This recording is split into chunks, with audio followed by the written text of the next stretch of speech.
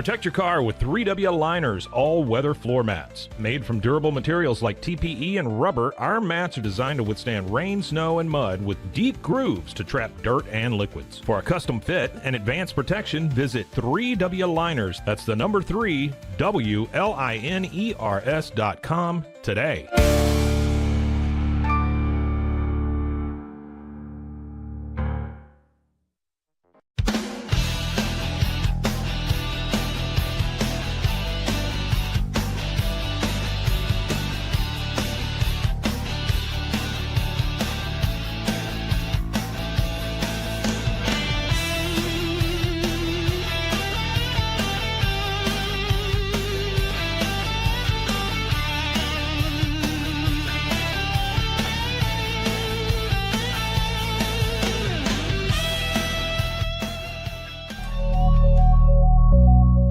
Cases, innovation drives us. Since 2008, we've been creating cutting-edge technology products that make your life easier. With a focus on performance, design, and customer service, we're here to help you work smarter, not harder. Join us on our journey to simplify your world. Visit acasis.com today. That's ACASIS.com today.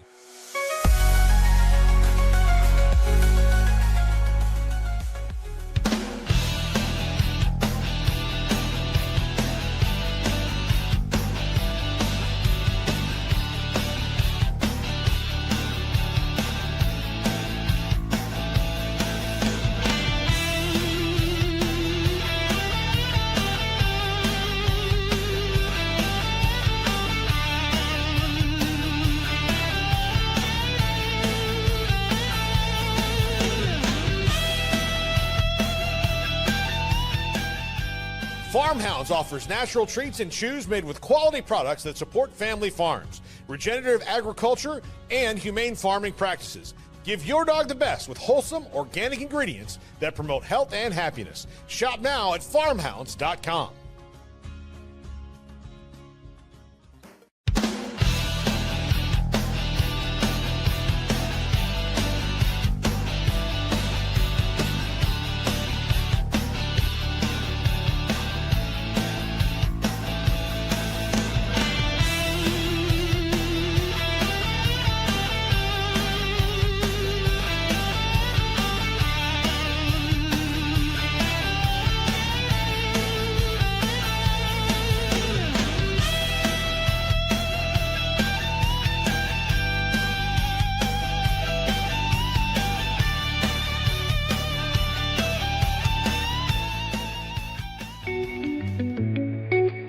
Unlock a world of convenience with Mully Box, your one-stop solution for personalized subscription boxes delivered right to your door. From gourmet snacks to unique finds, each box is tailored to your tastes. Experience the joy of surprises. Subscribe today at mullybox.com. That's MULLYBOX.com.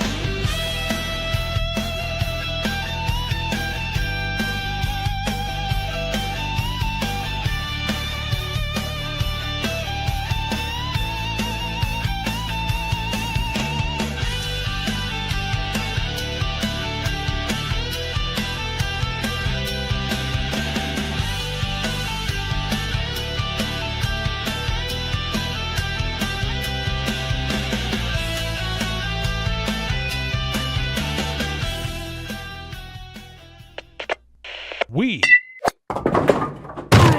are Rogue Media Sports.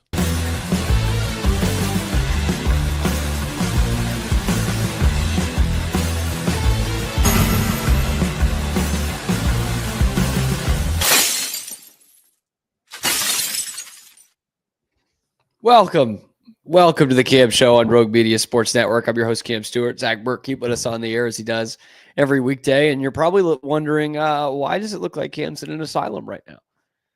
Something like that. First off, I am updating the new home office, but the lovely people of Xfinity have still not given us internet for day number 4 in our new apartment. So I am at a local public library. Support your local public library in the Boston area. I am sharing a thin wall with another meeting room where someone actually is doing real business next door. So I'm going to try to not be like an asshole, but still bring the energy that you guys have come to expect here on the Cam Show. Today, we're talking about the Bruins. We're talking about how they're going no captain and why that might be a bad idea. And let's start to have a uncomfortable conversation about one of the stars on this team. We will also talk about the Red Sox and kind of the stories that came out over the weekend about this failed pursuit of Joe Ryan and whether the Red Sox are better off without that or what Craig Breslow should have done differently there. And then I'll bring Zach in because one of our favorite shows, King of the Hill, has been rebooted. Neither of us has watched the reboot yet because we wanted to do this segment today of the TV shows we never, ever, ever want to see rebooted or redone in any way. All that and more coming up on this episode of The Cam Show. But we start where we start. And usually on The Cam Show, that starts with the Boston Bruins. The news this weekend came out from Steve Conroy, the Boston Herald, that the Bruins will not have a captain in 2025-26. They will be, I believe, the only team, maybe one of only 2 teams in the NHL this year that will not have a captain. I think Columbus didn't have one. Boone Jenner was out for most of the year. So maybe that was it. But the Bruins are not going to have a captain in 25-26. And I know that became kind of I don't want to say a hot button issue, but something that Bruins fans were talking about quite a bit after the Brad Marchand trade. That was kind of the old guard. Marchand was the last one that was on the 2011 Stanley Cup winning team. And so without him there, who becomes the captain? It was a very natural kind of chain of command and succession plan, right? It was Chara for so long, and then it became Bergeron, who had been one of his alternates for years and years. And then from there, the only one that made sense was Marchand, right? Because he had played with both those guys. He had been on the Stanley Cup team. Now you take Marchand out. And where do you go? Of course, the debate came between David Pastrnak and Charlie McAvoy. And I'll get into more of who I feel it should have been in a second. But just the fact that the Bruins are ready to roll in there with no captain might seem like well, it's pro sports. Who needs a captain? All that shit, right? But what it does show me is those of you who are still thinking like, well, if this and this go right, they should be in the playoff picture. I think we're missing it here. I think by seeing that they're not even willing to elect a captain to this team shows you they're not ready to be a playoff team. They're not ready to be back there. They don't have the talent. They don't have the depth. I doubt they have the coaching. And right now, I think there's a serious leadership problem with the Boston Bruins at every level. So that goes from the owner's box down into the locker room. I think there was questions about their leadership the last 2 years. Would I say Brad Marchand was a bad captain? I don't know if I'd go that far, but there's a lot more drama around the Bruins this year than there had been in a long time, and he was the captain. And you had a coach that was reaming out the captain who also couldn't trust his GM or his assistant coaches because he didn't get to pick them. And all of a sudden, there's just this complete leadership clusterfuck within the Boston Bruins organization. And now you go into this year. Got a whole new bottom 6, right? Whole new bottom 6. You're trying to get some defensemen who were hurt last year back into the fold. You've got your third longest tenured player is the goalie who was the holdout, who was a huge reason why your season started the way that it did. And now you're picking between David Pastrnak and Charlie McAvoy, and you can't pick either one of them. So right now, you're going into a season with a new bottom 6, a new coach who has never been a head coach in the NHL before, and you can't even pick a captain. Like, seriously, we got a GM who we know is not good enough to be a GM for a team of this caliber. We don't know if they have an NHL head coach, and we don't know if they have one guy who can be the one who sets the standard for this team. That's not good. Like, that's not a good sign. I know for a lot of you couldn't give a shit less who's got the C on their uniform. And it does seem like a frivolous thing for a bunch of grown men, professional athletes who are making millions of dollars. But let's call it what it is. They are literally literally a ship without a captain. They are a ship without a captain. A ship literally without a captain. They're just completely rudderless.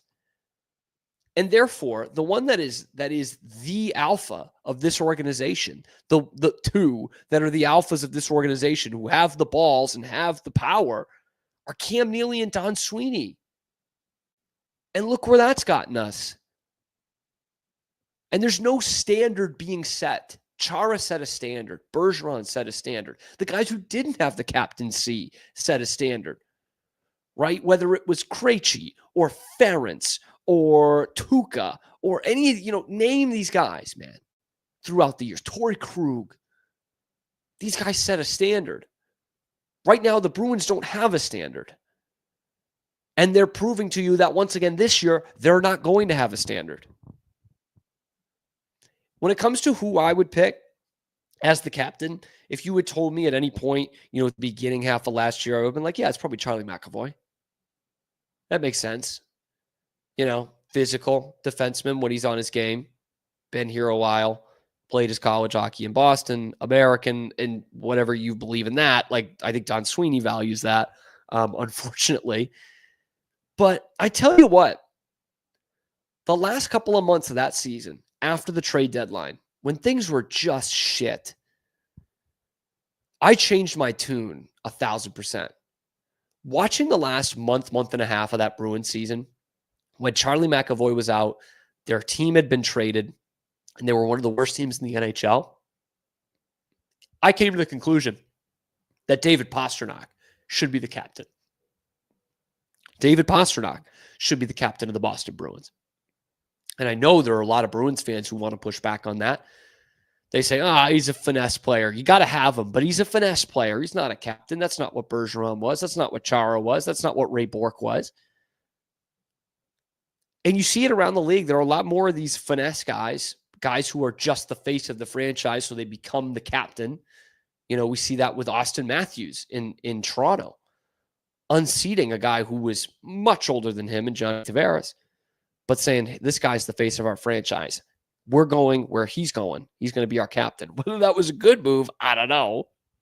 I don't think he was a good captain for Team USA. But David Pastrnak is your franchise. He's your guy.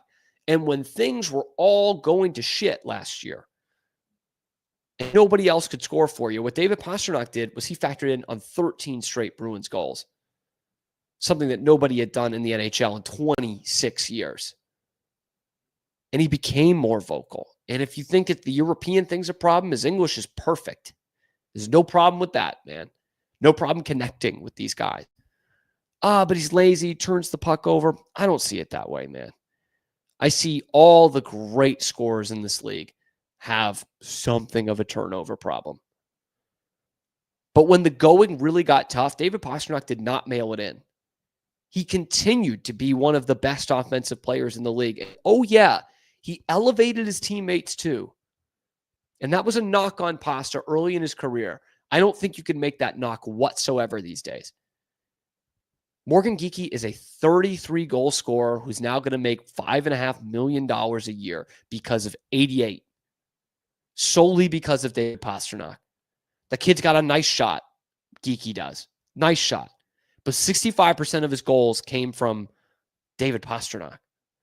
Pavel Zacha was a first-line center in the National Hockey League this year. A guy who's a middle six winger became a number one center because of David Pastrnak. He makes the whole team better. And when nobody else, like I'm talking literally nobody else can score and produce points, David Pastrnak was doing it. It's like 4 straight games where David Pastrnak was in on every single goal the Bruins scored. I don't know if we could do as many pull-ups as Zdeno Chara. He's not going to lay out the checks that Zdeno Chara did. But to me, that's leadership. It's not a rah-rah speech. It doesn't always have to be that. In fact, Bergeron and Chara were not that. They were guys who led by example. This is leading by example. David Pastrnak leads by example. When everything else is going wrong, David Pastrnak is going right. And I think he is a deserved captain of the Boston Bruins. For sure. Let's talk about Charlie McAvoy. I think we need to have an uncomfortable conversation about Charlie McAvoy. And that is, my man's in his prime, the prime of his career right now, going to be 28 this year. And I think he's not where a lot of us thought he was going to be. I thought that by the time he hit the prime of his career, he would be a Norris Trophy candidate just about every one of those prime years. It hasn't been that. Finished top 5 in the Norris voting back in 2021 and then 2022, ages 23 and 24. And we thought, man, this could be a next kind of Ray Bourque here. This could be a next kind of Zdeno Chara. I think we all thought that after those 2 seasons where he finished top 5 in the Norris Trophy voting, we had the next great franchise defenseman that the Boston Bruins have always been known for. And he's a good top defenseman still. But is he one of those franchise guys? I don't know, man. Not for a team that's going to make deep playoff runs if he continues going the way he does now. He's played 75 games in a season once in his career. One time. And I'll give him a pass on 2020-21. He played 51 of the 56 games. But there's always something lingering. He's had a couple of shoulder surgeries at this point in his career, and he's only 27. And he only played 50 games last year. And furthermore, what's more? We see him play for Team USA in the 4 Nations, and he is throwing that frame around, being one of the most physical guys in the entire tournament, was probably the best player on the ice in that first Canada-USA game. And all the Bruins fans are sitting there thinking, why can't we have that? Where did that Charlie McAvoy go? There probably needs to be a mindset change for Charlie McAvoy. And I almost don't even blame him for it. He's had to take on so much of the load the last couple of years. That defense core has just gotten thinner and thinner and thinner since he was a top 5 Norris vote getter. And I think he probably thinks, I can't take as many chances. I can't shoot as much. I can't throw as many body checks. I can't give up 2-on-1s because of it. I can't pinch in. His game was not the same when Jim Montgomery came in and Joe Sacco wasn't going to do anything to fix it. That's a big assignment for Marco Sturm. Year 1, can you get the best out of Charlie McAvoy? Can you make him a Tasmanian devil of sorts again? Because when he's playing with some reckless abandon and throwing that frame around the ice and laying perfect body checks on Connor McDavid, that's when he's at his best. That guy can be a captain of a team. The ones I've seen, the Charlie McAvoy I've seen the last 2 seasons, isn't that. He's still a good defenseman. Don't get me wrong. And there have been flashes. He's had some good games, right? But it hasn't been put together the way it was 3 and 4 years ago, 4 and 5 years ago. He was kind of on pace with Adam Fox, and we thought these are going to be the 2 best in the Eastern Conference for years to come. Adam Fox ascended. Adam Fox ascended and descended. Adam Fox won a Norris, and now people are saying he's washed. Charlie McAvoy hasn't even gotten to that. I think it's time we kind of start to talk uncomfortably about Charlie McAvoy not living up to what we thought he was going to be at this point of his career. Does he have time to turn that around? Absolutely. He's going to be 28. Like, we're still talking prime years. I'm talking about this with some sort of, some sort of urgency, because he is in his prime. Because he can still be an elite defenseman in this league, I think. Right now, he's pretty good. Elite might be a step too far. Might be just a step too far for Charlie McAvoy right now. And I think that's probably why he's not the captain of the Boston Bruins as we take it today. He did have something to say about not having a captain in this season. And by the way, for whatever this is worth for the hockey historians, the last team to win a Stanley Cup without a captain was the 1972 Boston Bruins. But he said, yeah, we're just trying to get the guys together. We're trying to get a good message out there. And I'm just like, yeah, this team has no rudder, no direction. And maybe they will tank without trying to tank. But Charlie McAvoy needs to get better. David Pastrnak needs to be the captain. And that's where we start. Let me know what you guys think in the comment section below. Am I being too hard on Charlie McAvoy? Who do you think should be the captain of this team if you had to pick a captain for this team? Let me know in the comment section below. Be sure to like the video, subscribe to the channel. We are still on the fast track with those subscribers. This summer has been great for the channel. So like, subscribe, find us here on YouTube every weekday. So we start to get back into the regular schedule live at noon Eastern time, and then available wherever you get your podcasts as well. So check out the other videos on the channel. I'm your host, Cam Stewart. Zach Burke keeps us on the air 5 days a week. We're going to hear from Zach a little bit later on in the show. We're going to talk about other shows. We talk about little television with Zach Burke because we haven't had him on the show in a while, and that's a mistake on my part. But coming up next, we're going to talk about the Red Sox. Huge weekend. 5 wins in a row, sweep the Astros, but people are still pissed off about this trade deadline. Here's where Craig Breslow really messed up. That's coming up next on The Cam Show. We'll be right back after these quick words from our sponsors. This is Rogue Media Network. When you learn a language with Babbel, you start a journey that takes you further and further. Anytime and anywhere you wish. It's easy and fun. Broadens your horizons and keeps your brain fit. A journey into new thoughts, new cultures, new adventures.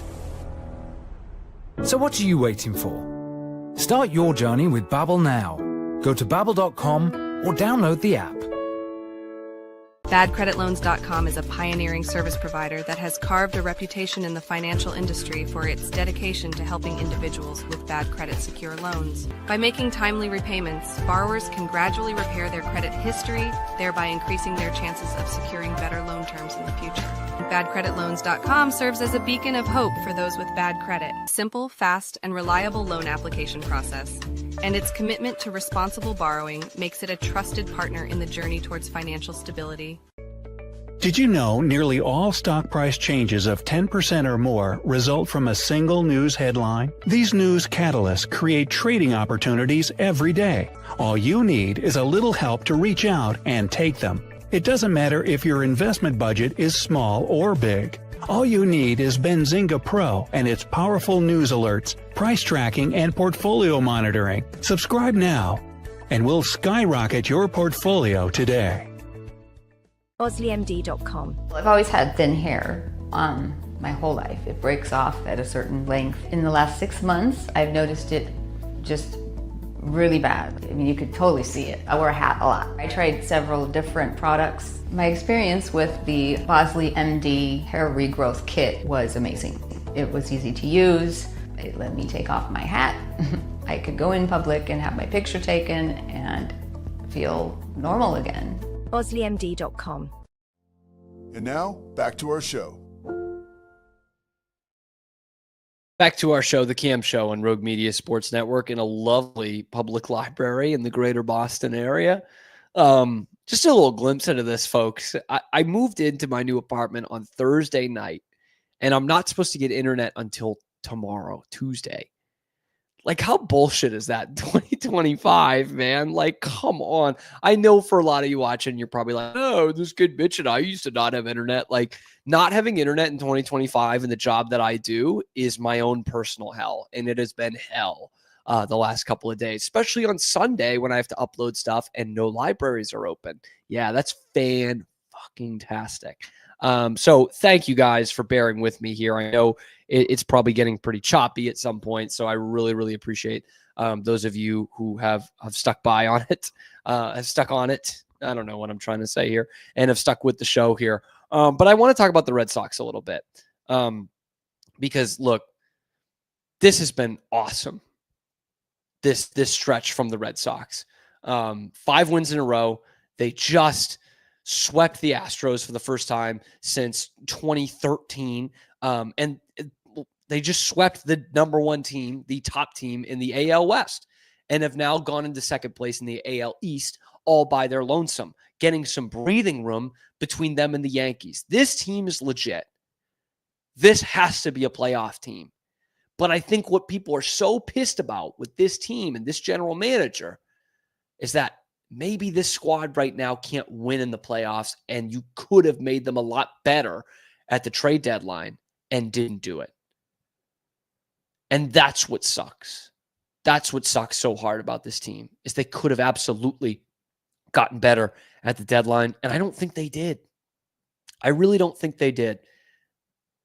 In fact, this guy, Craig Breslow goes out there and gets 2 pitchers, both expiring, and neither one of them is as good as Quinn Priester, who they traded for pennies on the dollar earlier this year. And this is that Quinn Priester deal, which made a lot of sense at the time. It's going to come back. It's going to come back to what I have to say about Craig Breslow. But first, let's talk about Joe Ryan, who's going to come in, and he was going to be the number 2 starter for this team behind Garrett Crochet. He's having an excellent year for the Twins right now, and you would have had a legit 1-2 punch going into any and every playoff series that you would go into this year. And instead, now it gets a little more dicey. Garrett Crochet still hasn't pitched that 165 innings in his career. He's already about to reach his career high, and you're giving him space in between starts because you're already worried about that, and it's the first week in August. You know what's a great way to combat that worry is go out and get another starting pitcher. The Red Sox didn't do it. And once again, how many times have I said this next part this year? How many times have we said this? That the Red Sox make a move or don't make a move, and analysts and front office people around Major League Baseball don't know what the hell they're doing. You know, we saw it with the Raffy Devers trade. We saw it when they weren't calling up Roman Anthony. We got these reports from people very much in the know saying nobody knows what the Red Sox are up to. Nobody knows why they're not calling up Roman Anthony. Nobody knows what the Red Sox saw in this deal when they traded Rafael Devers, who's been one of the worst hitters in baseball the month and a half since they've traded him. But, of course, you got nothing for him. Jordan Hicks is the worst fucking pitcher on the planet. But anyway, how many times this year have we said that, where MLB front offices are saying, what are the Red Sox doing? Well, they're doing it again after the trade deadline. Ken Rosenthal went on his podcast and ripped the Red Sox to shreds, called it an epic fail, and said that the Red Sox package for Joe Ryan was feeble. A guy that they've been looking at for a month plus. Jen McCaffrey, though, more local with The Athletic, saying that the Red Sox were not willing to offer, quote, an enticing enough package of their top-tier prospects for Minnesota. And then Rob Bradford in the Source War says over the weekend, quote, there was also a rare willingness to include anybody and everybody from the Sox's minor league system in the deals. Peyton Tole, Just Nixon Garcia, Franklin Arias, 2 of the 3 in different combinations were offered up together as part of packages that also included members of the Sox top 10 prospect list. And the Red Sox were not willing to part with Tole, with a password, or Franklin Arias. That makes sense. That makes sense that the Twins were looking at the Red Sox top 10 prospects deals here and trying to kind of raid that farm system. But what I can't get past is the Twins also traded 10 players on July 31st. 10. And so some people would say, well, if they already traded 10, they weren't going to trade Joe Ryan. But in the real world, where we see teams sell, if you're already trading 10 guys, you're done. You've punted it. You have given up your season. Why not get even more capital? What is Joe Ryan going to do for you the rest of the season? You're going to finish in last place. You might be worse than Chicago. So what is Joe Ryan going to do for you? Nothing. And this is where I come back to. It's the same thing we saw with the Devers deal. If Craig Breslow was a really good GM, he could hold the team over a barrel. He could say, look, you're not going anywhere, man. We'll give you one of the prospects. We'll give you Marcelo Meyer. I think Red Sox fans would have been okay with that, even though Meyer is a promising young player. I'm not saying, hey, let's just go trade him willy-nilly.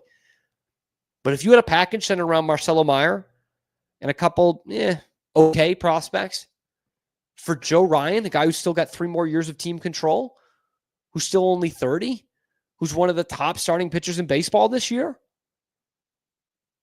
I don't think a lot of Red Sox fans would have been punching the wall after that. I really don't. And they shouldn't have been. But this is what I come back to time and time again with Craig Breslow of the Red Sox and Don Sweeney of the Bruins. If they were a good GM, they could fleece another GM. They could hold them over a barrel and say, hey, buddy, you don't have options here.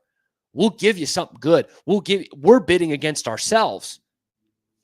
And those teams can't do that. Craig Breslow cannot handle that, bidding against himself. I mean, seriously, those of you watching, get in the comments. Like, would you have traded Marcelo Meyer or a package including Marcelo Meyer for Joe Ryan? Because I would have in a second. I think Meyer's going to be a good player in this league, but he doesn't play full seasons at a premium position where you can't just have a guy hurt every single year. Sweet swinging, sure. I don't know if he's going to have power. I don't know if he's going to have dependability. I don't know if he's going to be a gold glove guy. I think he's going to be a solid player. Joe Ryan being your number 2 starter going into a playoff series when you could throw Crochet and Ryan back to back. That's frightening for the other team, man. Frightening. And that, by the way, with the way the Yankees are going right now, that propels you over the Yankees. You're already there. That gives you space between you and the Yankees. If you have that 1-2 punch, they don't have. They're just good. Rodon and Fried, it's pretty good. It's not as good as that one. Not as good as Crochet and Joe Ryan. And Toronto can never put a 1-2 punch like that. Can outlast them, win the division. Instead, you got Dustin May and Steven Matz. Terrific. Neither one of those is good as Quinn Priester, whom, again, let's go back to it. You got, I think, the Brewers like number 10 or 11 prospect for Quinn Priester. At the time, in the first month of the season, they had the worst ERA in all of baseball. They were so freaking desperate to get a starting pitcher in there. And you had all but given up on Quinn Priester, who you'd given a chance to. Let's be fair. You said, you know what? I'd rather take an injured Tanner Houck. I'd rather take Dick Fitz. I'd rather take Cutter Crawford. I'd rather take Walker Buehler and this, that, and the other. I'd rather have Hunter Dobbins. And you trade Quinn Priester, who's had like a sub-3 ERA this year. And lo and behold, the Brewers are one of, if not the best team in baseball right now. Because Craig Breslow can't fleece anybody. He can't make it worth his while, ever. He can't ever hold a team over the barrel. And that's what happened with this Joe Ryan deal again. And what stinks is that the Red Sox are going to be a postseason team. I truly still believe that, unless some massive injury comes along, 1 or 2, like they should be a playoff team. But what's going to stink is you'll sit there in round 1 when Lucas Giolito does lose it and is getting lit up in the first inning of game 2, and you think, I could have had Joe Ryan in this game instead as I'm facing elimination. The problem is they have a ceiling. And if they had Joe Ryan, I don't know that they do have a ceiling. If they added Joe Ryan to this team, that team could get to a World Series. They actually could. Even with the first base troubles, I think that's possible. Now, I don't think it is. They're going to be a playoff team. They're not going to be a World Series team. And damned if they're not efficient. But the way the city is back in love with this team, they needed this team to be good, and they are hanging and living and dying with every pitch. I was at the ballpark on Saturday. It was absolutely electric, man. Electric on Saturday. This city is ready for a winner. Craig Breslow is not. But let me know what you think in the comment section below. Tell me what you liked, didn't like about the Red Sox trade deadline and where you see their ceiling this year. Let me know in the comment section. Be sure to like the video, subscribe to the channel. We're coming at you live on YouTube every weekday, high noon Eastern time, either at the home studio or your favorite local public library. I'm your host, Cam Stewart. Zach Burke keeps us on the air 5 days a week. Check out the other videos, talking Red Sox, Bruins, everything else going on in the world of Boston sports. When we come back, we're going to have Zach on here, and we're going to talk about the TV shows that we hope never, ever, ever, ever get rebooted the way King of the Hill just did. That's coming up next on The Cam Show. We'll be right back after these quick words from our sponsors. This is Rogue Media Network. At Open Goal USA, we're revolutionizing training for both soccer and lacrosse with our innovative portable rebounders. Perfect for players of all ages and skill levels, our rebounders improve accuracy, control, and technique in both sports. Built with premium materials for durability and ease of use, they're ideal for training anywhere, anytime. Whether you're perfecting your soccer game or sharpening your lacrosse skills, Open Goal USA has you covered. Visit OpenGoAAALUSA.com and elevate your training today. Relax with Hemp Delicious. Organically grown hemp, massively blended with delicious organic herbs, responsibly sourced for their holistic benefits. Each sip offers calming, antioxidant-rich wellness. Brewed just for you. Sip the calm with Hemp Delicious. Find your blend at hempdelicious.com. Introducing Muck Off's classic pink bike cleaner, powered by revolutionary nanotechnology that breaks down dirt and grime on a microscopic level while protecting your bike's delicate finish. Developed by our mad developer Alex and tested by riders, our products are made by riders for riders. Discover more at us.muc-off.com, where we break the mold to bring you the best in bike care. Visit roguemediamusic.com for more music.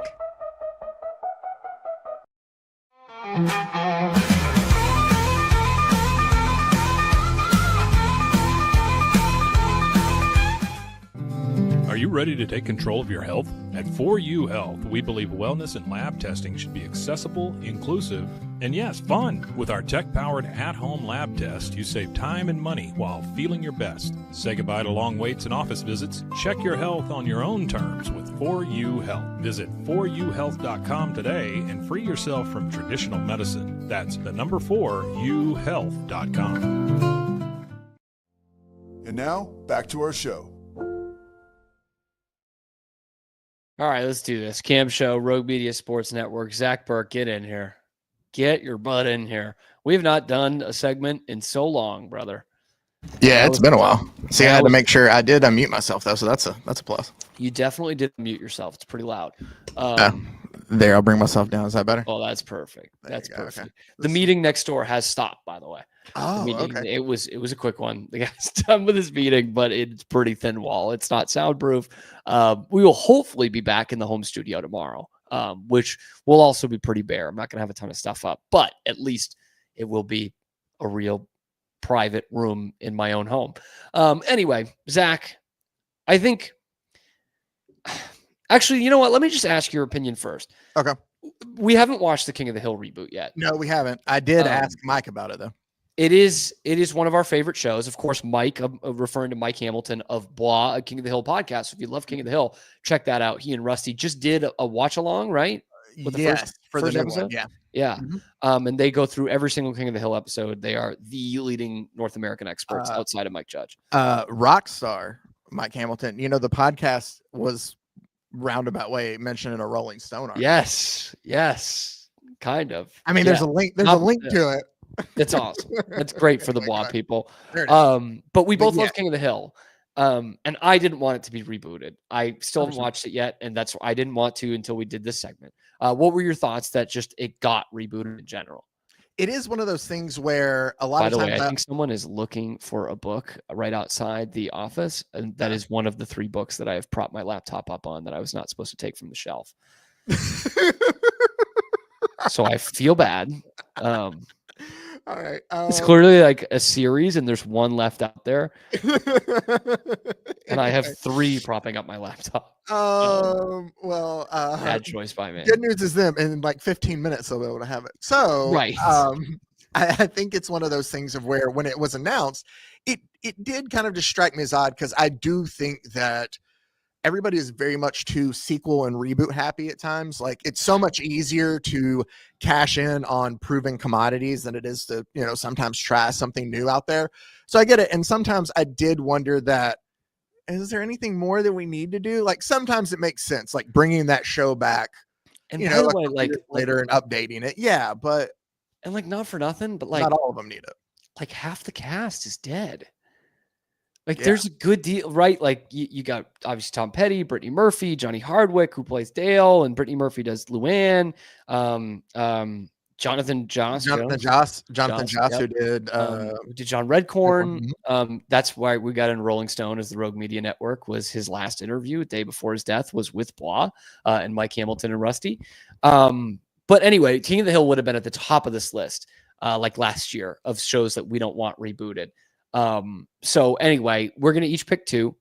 We're gonna switch it off. So Zach, how about you go first in the show you do not ever want to see rebooted? So I thought long and hard about this because I was trying to think of a comedy, and there were some things because the two that I have are both more serious shows. But I was like, I don't want to come and be that guy that's just like, but I do feel that a show like, and maybe this is too obvious and it is newer, but Breaking Bad does not need to be brought back under any circumstance. If Vince Gilligan would love to make a show that's kind of set in the universe of that, then that's fine. Well, they kind of did that. Yeah, with like why are you talking about Better Call Saul? Yeah. Yeah, no. I know it's like a prequel. True, but like that's fine. But there's no reason that Walter White's story really ever needs to be told again. You told it concisely the way you wanted to tell it. Well, I'll say concisely. A lot of times you had to sit through 3 seasons before it got really good, but still. Right. Yeah, I agree. But and by the way, that brings up a great point. Like so many of these shows, like you don't make a show with the idea that it's going to be rebooted and let's see where they're at 20 years later. Like that, you don't do that. And in the case of obviously like a Breaking Bad or Sopranos, like it's all art, but this is like art, right? Like this is premier television. You're not doing that in the hopes that, oh man, I can't wait to see how I'm going to develop his character 10 years from now. You're not doing that. No, absolutely. And you brought one up that I didn't mention, but because I felt like hopefully it kind of went without saying. I think you'll agree that The Sopranos is one of them too. Like, yeah, you have the movie sucked. It does, but that's the thing is like sometimes you're able to tell these stories, and especially with Breaking Bad, of where you put a bow on it. Like you tell Walter White's story.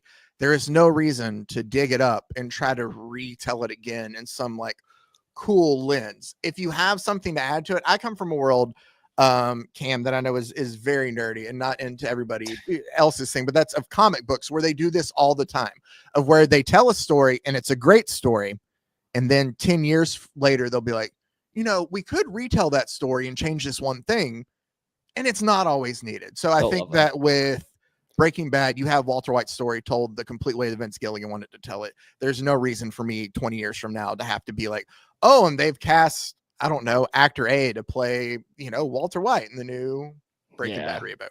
So good on you. That should not be rebooted. No. I'm going to start with one that's a little outside the box, and it is outside the box because I don't like this show. Oh, okay. And actually both my shows are pretty similar. Okay. But I'll tell you why in a second. Actually, I'll tell you why right now. Why the two shows are pretty similar is because a lot of the shows that I would have had on this list have been rebooted. King of the Hill being one, Arrested Development being one. That was a huge fail. Twin Peaks being one. Like there's just so many that I didn't think would be. And I was thinking comedy more as well. But the first one I'm going to pick, the one I don't like, is Friends. Because so many people watch Friends, right? Yeah, The Office is another one that's kind of getting rebooted. I'm counting that as already having been rebooted. Yeah. Friends is like, obviously, it's a show for dumb people, and I used to love it. I'll fully cop to it. I used to love that show, and I get why people do like it. People, but yeah, it's okay. It's okay, Zach. It's okay. And it's like this. Right, darling of streaming people. It's gotten to a whole other generation, just like The Office did, because it was available on streaming and people loved it and they binged it and everything. That doesn't need to have a reboot because now, first off, I just don't think it's that funny. like I'm just being totally honest. I don't think we need more of the Friends verse in the world today. And second off, it gets dragged a lot now. Friends does because it's not very diverse, right? It's just 6 white people, which you used to be able to do that, and that was no problem. But it's like all, 6 straight white people, 20-somethings, and with some on the border kind of humor, as you would have saw plenty of in the 90s, right? Okay for its time, probably just not going to happen today. What I fear they're going to do is they're going to just virtue signal the crap out of that. and they're going to be like, let's make Friends the way it should have been made 30 years ago. And rather than it just being a product of its time. I don't think we need more laugh tracks. I don't think we need any more cheap Friends gags. I don't think we need and I will say about that show is it just kind of slotted in perfectly. Like the characters developed perfectly. They did feel like relatable to you in some ways. When you try to make an ensemble cast into super relatable characters, especially now in the 2020s, it doesn't work. Like 9.5 times out of 10, it doesn't work. So all the things that did make Friends very successful is not what's going to make it successful in the 2020s. And I think that's such low-hanging fruit. So my first selection is Friends. Nope. I get that too. I don't want that. I think you summed it up pretty well. Also, I do feel like it is one of those things of where, I feel like somebody like Netflix would be like, yeah, we got so much from that, previous streaming that it would make sense for us to try to. Virtue signaling is a great way to put it. No, I'm with you. I don't want to see a Friends reboot. I don't like necessarily rewatching Friends too much now. It was one of those things where I watched it when it came out. And there's some episodes that I can watch and I'd be like, that's funny. But so the other one that I did, I'm actually going to pivot because I've made a decision in my head. I had another one that I'll tell you about. It was going to be The Wire that I was going to throw out there. And the reason behind that is because I'm afraid that if they rebooted it and remade it, what they're going to do is just remake the story. And they miss the fact of how much of like the city and everything, like there's each season's a different thing. You have the projects for one, you have the docs for the second, you have it's like the city and everything going on. It's like a time capsule in a way of, that makes that show work. Cause it's not just the characters. And I feel like if they were to reboot that, they would just focus on retelling the same stories, and it kills some of the just like magic and just depth of that show. That's what I was going to say. I'm going to think outside the box, and this one might be a little weird, and it might only be for me. Are you familiar? Well, are you an Aaron Sorkin fan at all? Probably. Yeah. While I do enjoy West Wing, and I don't want to see a West Wing reboot, that's almost too low hanging, by the way. Exactly. I thought it was, but I'm going to switch that again. No, I'm going to pick a different one of his, and it's going to be Sports Night. And the reason I'm going to say that, I know, is because I feel like the whole world of sports media in a way is, at least to me, is not to the same level it was. It's been demystified. It's been kind of, like it's taken down a bit. So the story of like having to hear like, fictional Pat McAfee argue with like ESPN heads does not appeal to me at all. Where it was like, where it was before, I think, maybe ESPN was still kind of new and it fit of like, oh, it's this, it was more of a newsroom with a sports twist, where I feel like, just sports media as a whole, the personalities and where they are, that it just wouldn't be the same show. So that is my just completely outside the box one that I never want to be rebooted. It's Sports Night. I like that though. I get it. It's one of those where, and kind of the West Wing in the same way. And I mean, Sorkin is one of the great script writers ever. So maybe that kind of goes hand in hand of like, it's just, and I guess most of these would be like this. It's just not for this era. Yeah. Like it's just, the sports media world has just changed way too much. It'd be too on the nose. Like, yeah, I totally get that. It turns more into newsroom than what it was, like when he tried to do. Yeah. So I did think about doing the West Wing. That was my original number 2 choice, but I decided to make it like two of the same, basically 2 shows that were running at the same time on the same network in back-to-back time slots. And I've already done one, so you can probably theorize what the other one is, but that show is Seinfeld. Yeah. Pretty obviously can never be redone. And thankfully they have 2 people at the top that don't want to do it again. Because it would be the easiest cash grab in the world doing a Seinfeld reboot, right? It wouldn't be good. I think everyone involved knows it won't be good. And part of that is you probably can't have Kramer anymore. Michael Richards, I don't think you could have him anymore. But it's just, again, like a total product of its time and of its chemistry. Like, you can't recast that show. It's just not going to be the same show. And therefore, you're already starting behind the 8 ball with your entire audience. And is there some humor that doesn't hold up? Probably. There's some physical stuff that doesn't hold up. Like, all Kramer's physical comedy. If you get someone that's not Michael Richards, you're taking a huge gamble on that. Yeah. Well, and the last part that I thought was specific to Seinfeld is, I'm sure you get this too, Zach, as someone who really loves television history and such.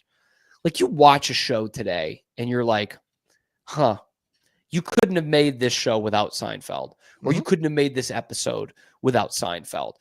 It really was revolutionary in that it is a show about nothing. It's just people bitching all the time and not being good people. Like, there's no Always Sunny in Philadelphia without Seinfeld. Like, whether you like one more than the other, sure, but like, that doesn't happen without Seinfeld. And now you bring it back. It's like, okay, it's just another Netflix show in the 2020s where they're trying to be cynical. You know, it's not the same. And it will never be in the zeitgeist like it was in the 90s for sure.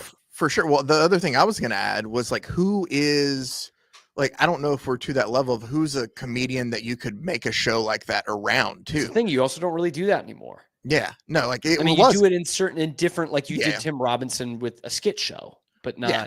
But you're not having, like, you know, there's no more like Larry Sanders Show or anything like that. Like, you know, yeah, it was. I love the theme song still, but like, you're right. It's gone are the days of where they can base a whole show around, like, you know, a comedian and make it work like that. So I think that there's, like, it would be popular, obviously, because it's a reboot, but without, you know, the people there who want to making it the same way it was, and without, I don't think you have somebody that has that same kind of star power in that moment, you know, where it was made, that it would resonate at all. It would feel, I think, kind of just cheap. I get that 100%. That's why. And, you know what it would feel like? It would feel like also with a lot of these things, it's like when you go and you see a movie, especially like anything Marvel related anyway, and there's no substance to it, but they just throw things at you because it's like, hey, remember that? Remember how funny it was? It'd be like, hey, look, there's the soup Nazi. We got him back. Or like, hey, and we're having That's all it would be. That's all it would be. And that, I mean, that's so much media today, TV, movies, and you know me, I love my history. I love my throwback stuff.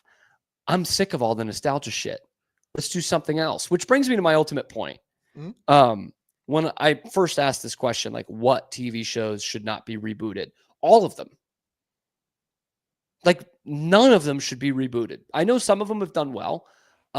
Most of them are horrible, and some peter out after a strong start, like that 90s show, right?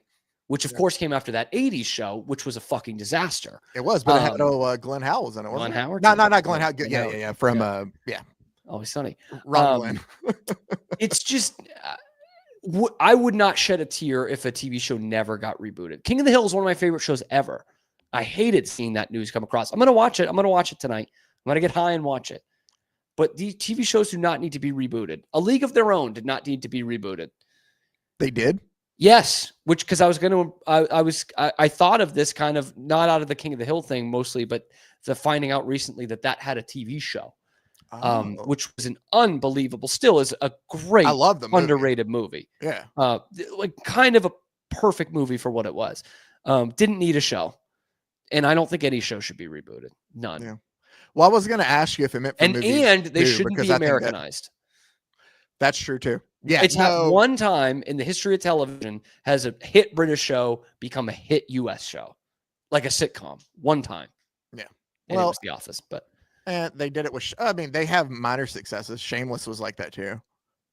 Yeah, bigger in the U.S. than it was the U.K. Yeah, but we tried like to the do that a lot. In-Betweeners, Skins, and they were just the IT Crowd. That one pilot with Joel McHale, horrible. I think that Ghost show on CBS is one of the more recent ones. But U.S. TV loves to do that a lot. Is find something that works over there. Same with movies. I mean, come on, do we really need? Well, never mind. That's a weird one to pick. I was just gonna say the first one that popped in was like, do we really need an Old Boy remake? But like we didn't. Did we really need more Harry Potter movies?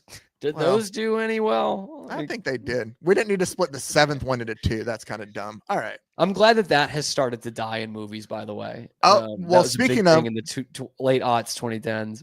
they are remaking Harry Potter as a TV show now, though. Oh, God damn it.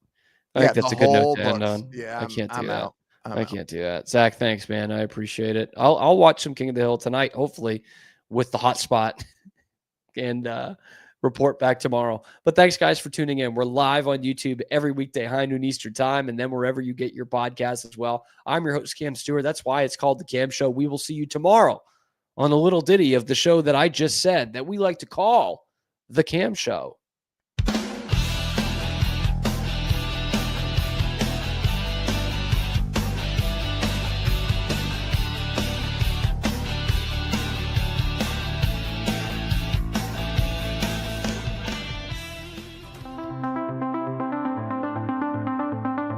Transform your workspace with Hanomi Ergonomics. From adjustable chairs to standing desks, we provide solutions for comfort and productivity, whether at home or in the office. Improve your posture, reduce strain, and work smarter. Visit us at hanomi.co today. That's HINOMI.co today.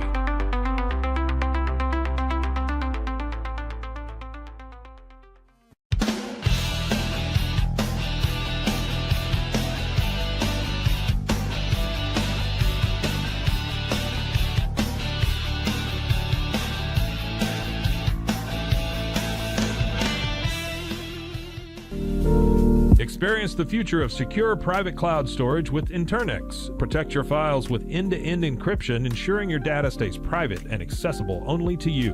Enjoy seamless, fast storage without compromising security. Visit Internix.com today and take control of your digital life. That's INTERNXT.com today.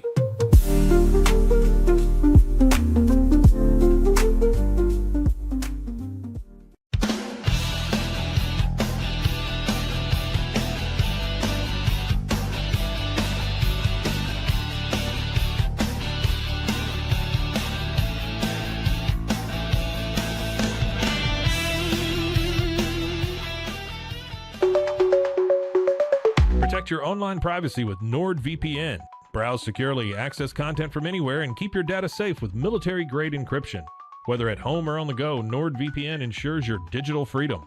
Stay secure. Download NordVPN today at nordvpn.com. That's NORDVPN.com.